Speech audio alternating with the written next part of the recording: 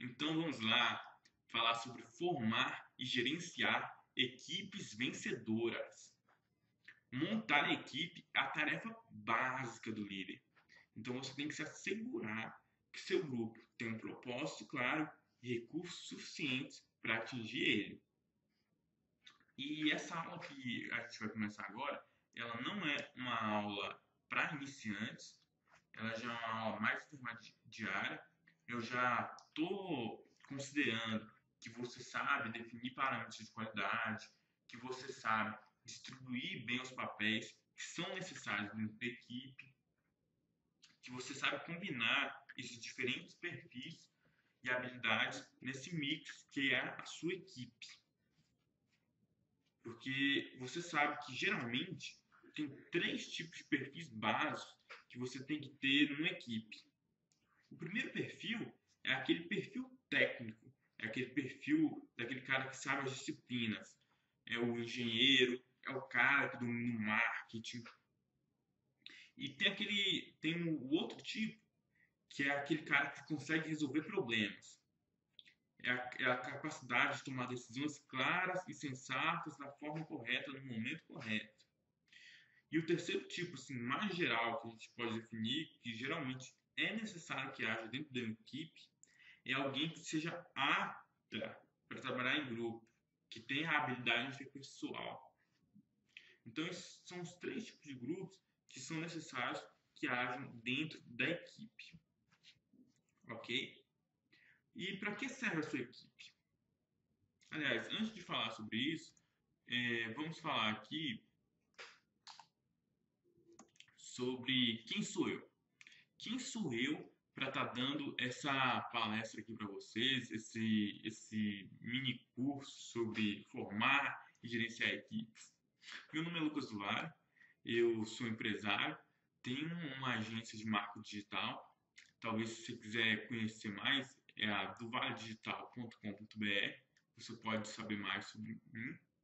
Também sou realizador do CONE MBA, Congresso Nacional de Master Business Administration, e devido a ter realizado o CONE MBA, que foi um dos congressos com palestrantes nacionais e internacionais, muitas pessoas têm me procurado para consultar elas e dar consultorias na empresa em marketing e recursos humanos, principalmente na questão de contratação e selecionar pessoas.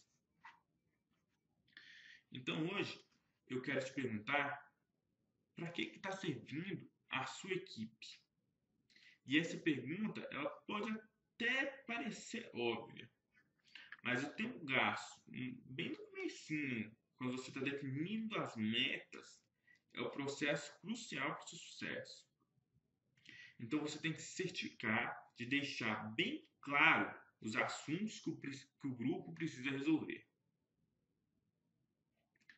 Então, a gente vai começar a falar sobre esse processo de formação dos líderes e dos liderados, que você precisa definir metas desafiadoras, mas também realistas quanto aos prazos.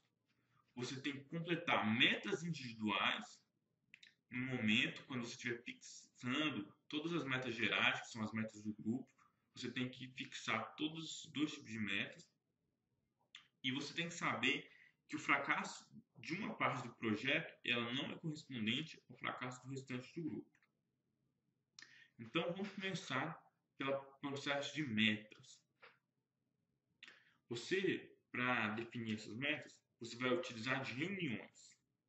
Desde o começo, você vai aproveitar as reuniões para você fomentar o espírito de equipe e criar hábitos de trabalho em grupo. Você vai marcar uma série inicial de encontros nas quais os membros eles vão poder se conhecer melhor e trabalhar para chegar a um consenso sobre as metas. Como que você vai fazer isso? Primeiro, você vai se certificar de que a tarefa atribuída à equipe e os assuntos em pauta são do domínio de todos os participantes. Depois, você vai submeter a avaliação do grupo de todas as formas possíveis de organização para que ela seja escolhida. E, por fim, você vai discutir, definir prazos que sejam razoáveis dentro de todas as fases do projeto. Vocês estão entendendo? O segundo ponto é que você tem que saber medir resultados, porque as metas elas variam de acordo com o propósito da equipe. Então você é o que? Você está recomendando um rumo que a equipe pode seguir, um rumo em que eles podem fazer algo ou gerenciar algo. Eles são uma força-tarefa e você é quem faz a recomendação. É você que pode medir o sucesso da equipe a partir da resposta da organização. As equipes elas fazem coisas como se fossem unidades de produção. Tem custos específicos e metas de satisfação de clientes a cumprir. E um grupo de encarregados, por exemplo, num projeto de marketing, você sempre vai ter prazos e orçamentos que são extremamente rigorosos. Então você tem que saber cumprir isso de forma adequada. E sempre o que eu falo, contemplar metas individuais e gerais, e aí você vai medir o resultado através da organização. Desde o início tem que estar claro para os indivíduos quais que são os resultados. E muito importante, essas metas elas têm que estar por escrito. Numa pesquisa feita com mais de 100 presidentes de uma empresa, só 10% tinham as metas por escrito. E isso tem uma diferença extremamente grande dentro dos resultados da organização. Então, as metas devem estar escritas. O terceiro ponto que eu quero falar sobre as metas é você aumentar a motivação. As metas ambiciosas e desafiadoras, elas motivam mais que objetivos modestos e específicos. Por exemplo, é mais estimulante procurar ser o maior e melhor serviço financeiro do setor varejista do que você tentar reduzir a média de tempo de aprovação de empréstimos para 2 dias.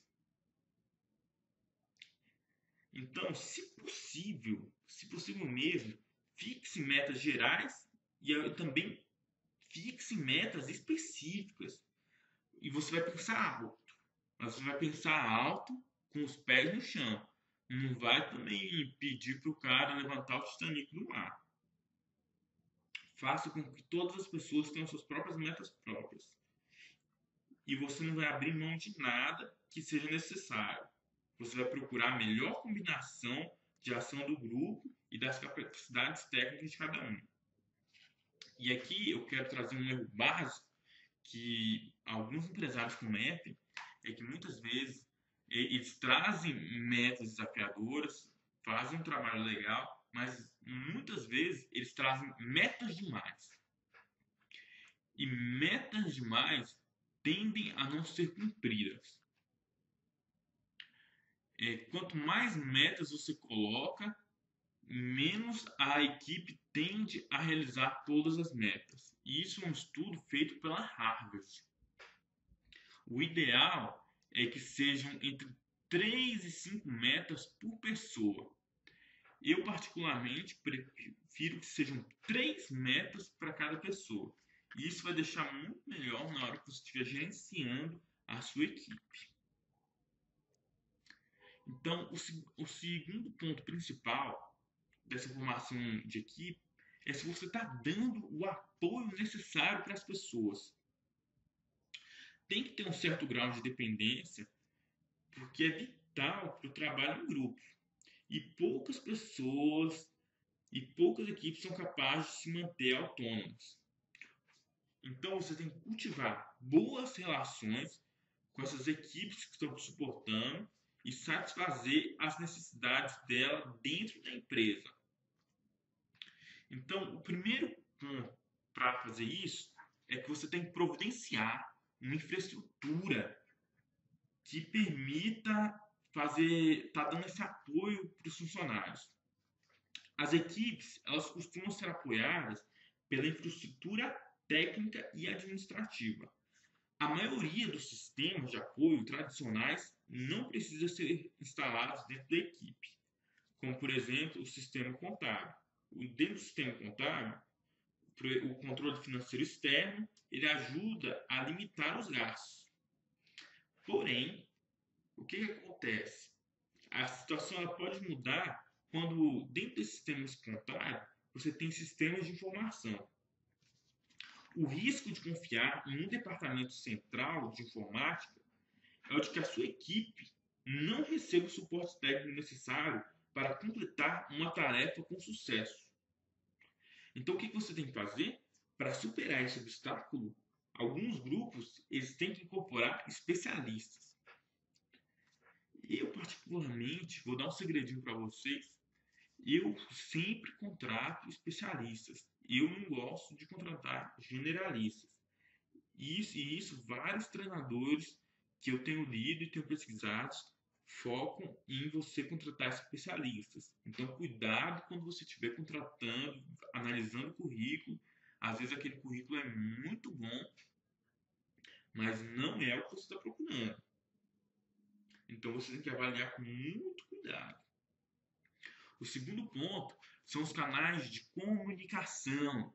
Eu gosto de chamar de canais de relacionamento. E tudo é relacionamento. Tudo. Tudo na sua vida, na sua empresa, na sua família, são relacionamentos. Então, não é simples comunicação. É você se relacionar bem com o seu funcionário, com o seu liderado.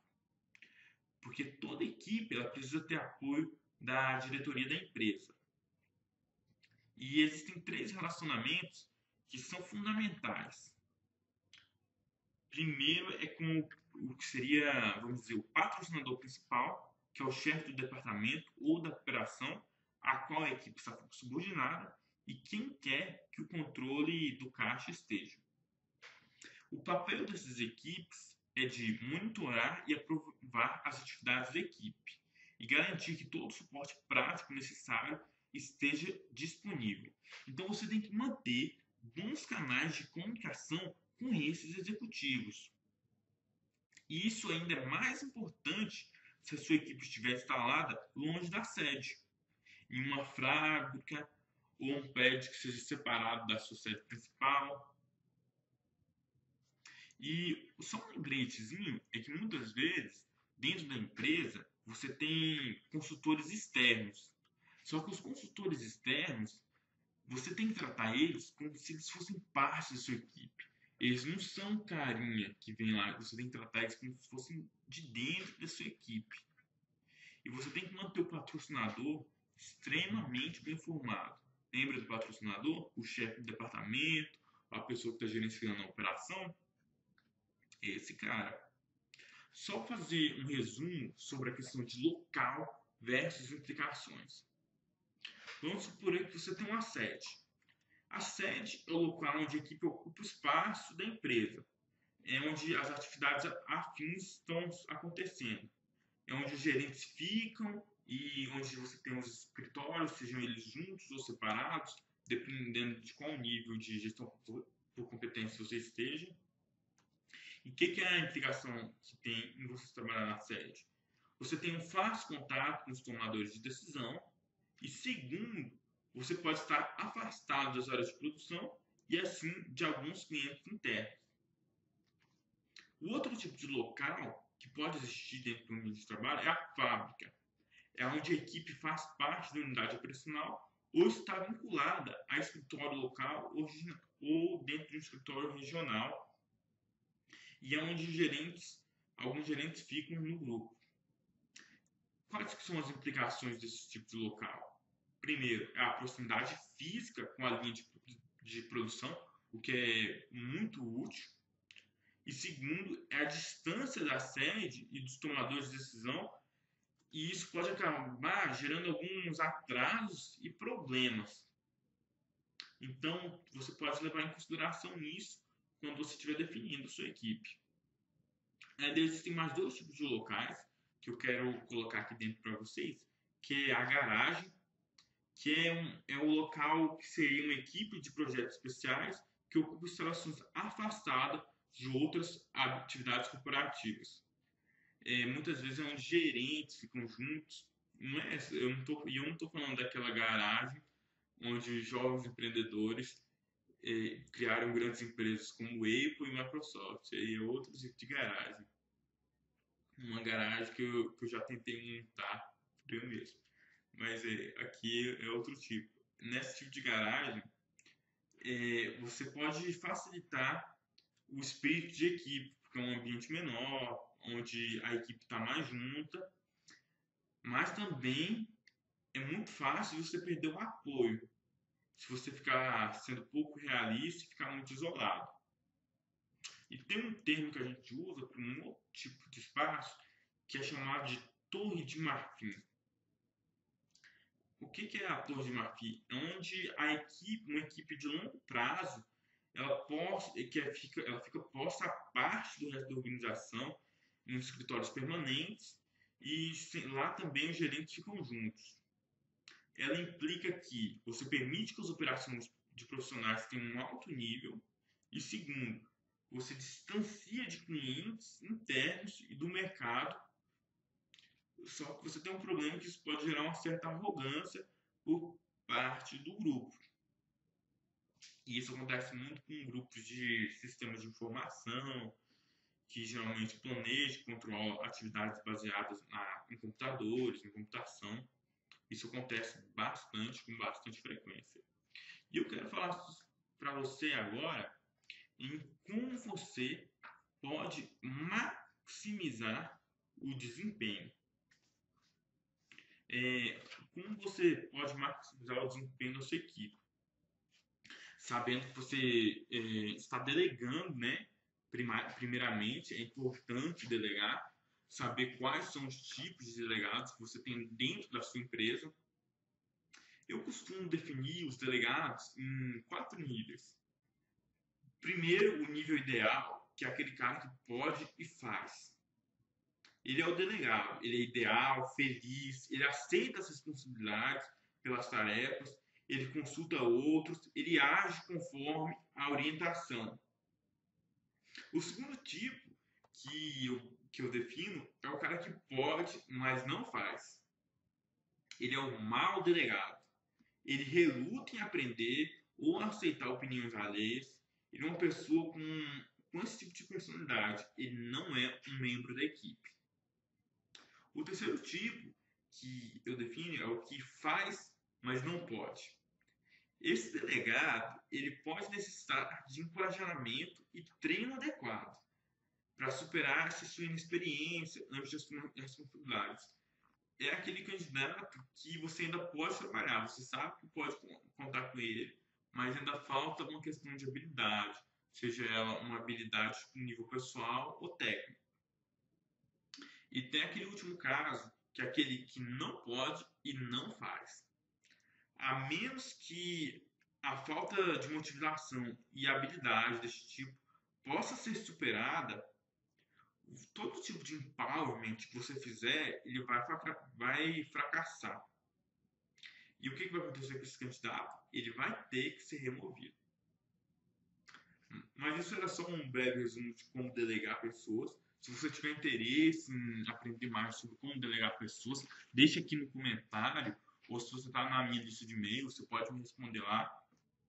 Que quem sabe eu não gravo um vídeo sobre como você pode delegar pessoas. Eu gosto de fazer vídeos mais detalhados para ir trazendo técnicas e ferramentas para você estarem utilizando. E para maximizar o desempenho, é vital que todos os membros dentro da equipe eles trabalhem juntos para você maximizar o desempenho da equipe. Isso todo mundo sabe, né? Você tem que dar total responsabilidade às pessoas e você tem que autorizar elas a executar e melhorar o próprio trabalho de forma que possam otimizar a contribuição delas para o grupo. E qual que é o primeiro nível de responsabilidade? A primeira obrigação de qualquer um que trabalha em equipe é preocupar-se com as próprias tarefas. Para que o grupo ele trabalhe junto, a responsabilidade ela não pode, aliás, para que o grupo trabalhe junto, a responsabilidade tem que ser coletiva. Você vai atribuir à sua equipe total responsabilidade pelo alcance das metas. Você vai transmitir a todos a ideia de que há uma missão a ser cumprida e vai deixá-las felizes em cooperar. Você vai ter que dar essa responsabilidade, delegar tarefas de forma eficiente e Ó, atenção, você vai monitorar os desempenhos de cada pessoa e do grupo como se fosse um todo. Assim, você vai estar promovendo a partilha de responsabilidade entre os integrantes da equipe e vai estar incentivando o clima de um por todos e todos por um. E vai assim estar melhorando o desempenho geral. Então, lembrete, você vai reconhecer, divulgar e celebrar todos os sucessos da equipe. E qual que é o segundo nível de responsabilidade? No segundo nível de responsabilidade, é aquela responsabilidade que foi dada pelo líder. Você líder de equipe. E essa responsabilidade que foi te dada, ela tem que ser partilhada com a equipe. Para isso, o grupo tem que responder por implementar as políticas próprias. Dentro do grupo, vocês têm suas próprias políticas. E você vai monitorar seu próprio progresso. E aí que entra o desafio. É você reagir de forma que seja criativa e construtiva toda vez que a iniciativa do grupo estiver se esvaziando, você vai ter que construir uma forma criativa de gerenciar isso, sem se distanciar das metas. E também cabe à equipe assegurar que haja um fluxo livre de comunicação entre todos os membros. Lembra que eu falei de comunicação, relacionamento. Então, o que você vai fazer? Você vai usar um método acessível para expor todos os dias os progressos que têm sido feitos. Ok? Então, como que a gente vai em busca do máximo? Como que a equipe trabalha com o máximo? Vamos supor que tem 3 padrões que estão se colidindo. É a tarefa, é a equipe e é o indivíduo. Como líder, a sua função é ser um trabalhador. Aliás, desculpe. Como líder, a sua função é ser um facilitador para a equipe. E você vai assumir as seguintes tarefas. Você vai assegurar que todos os membros eles estejam cientes das suas responsabilidades e sejam desafiados pelo trabalho. Segundo, você vai estimular as pessoas a contribuir melhor com o que puderem, tanto para a equipe como para o problema em pauta. E terceiro, você vai supervisionar as práticas de trabalho da equipe e você vai garantir que todos atuem em prol do mesmo fim, examinando e definindo as metas no nível correto para você estar se inspirando e motivando eles a continuar.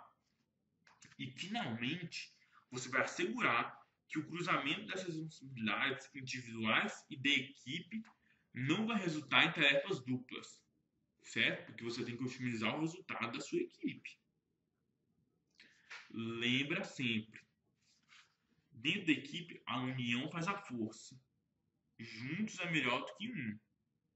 Às vezes pode parecer que aquele vendedor, dá um exemplo de vendas, né?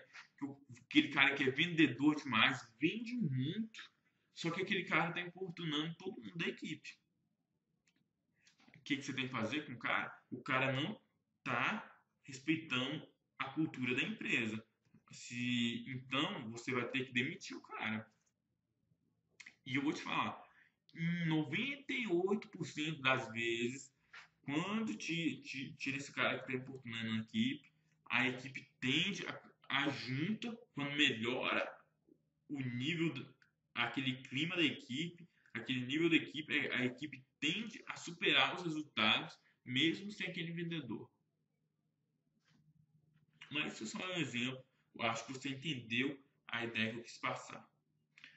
E por último, para você estar maximizando o desempenho da sua equipe, é que você assuma uma posição flexível. Qualquer equipe exige muito dos membros.